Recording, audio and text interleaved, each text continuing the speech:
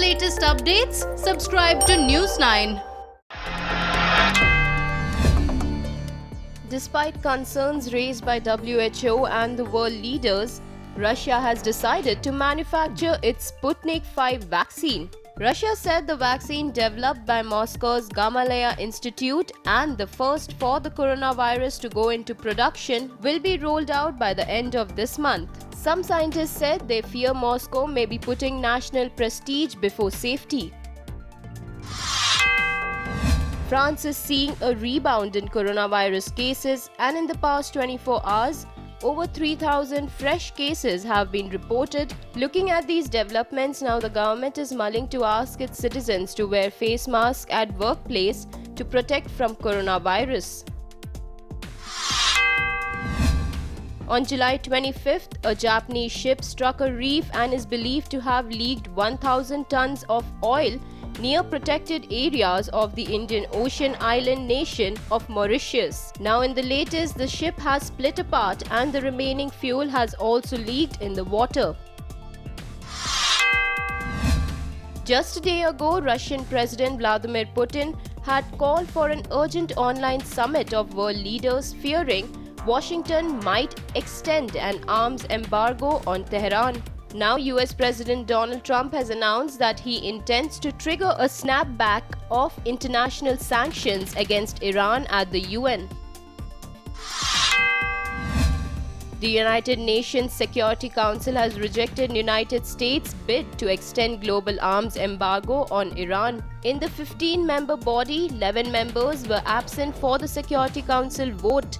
China and Russia strongly opposed US move, and only Dominican Republic supported the US. There has to be a minimum 9 yes votes required for adoption. Facebook joined the attack on Apple's operation of its App Store after the iPhone maker refused to forego its commission on live online events hosted on the social media network that allows people to make money during the pandemic. Facebook said it would not collect any fees from paid online events from its users and asked Apple to refrain from doing so. Seems like Apple is not interested in revoking its decision.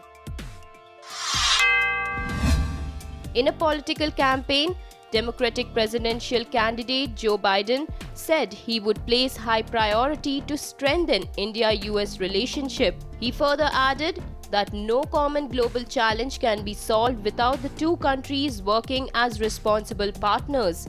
He said his administration will also work with India to support a rules-based and stable Indo-Pacific region in which no country, including China, is able to threaten its neighbors with impunity. The Trump campaign will launch a 4-day advertising blitz across some of the nation's most visited digital platform during the Democratic National Convention next week. The DNC, which kicks off on Monday, will be a 4-day event with dozens of Democrats giving speeches and voicing their support for the Democratic presidential candidate Joe Biden. During that time, the Trump campaign will be taking over the YouTube main page banner for a whopping 96 hours, and to do that, they have 7 figures. US President Donald Trump said that he could exert pressure on more Chinese companies such as technology giant Alibaba after he moved to ban TikTok. Trump has been piling pressure on Chinese-owned companies. Now he is thinking to add Alibaba to his list and target China.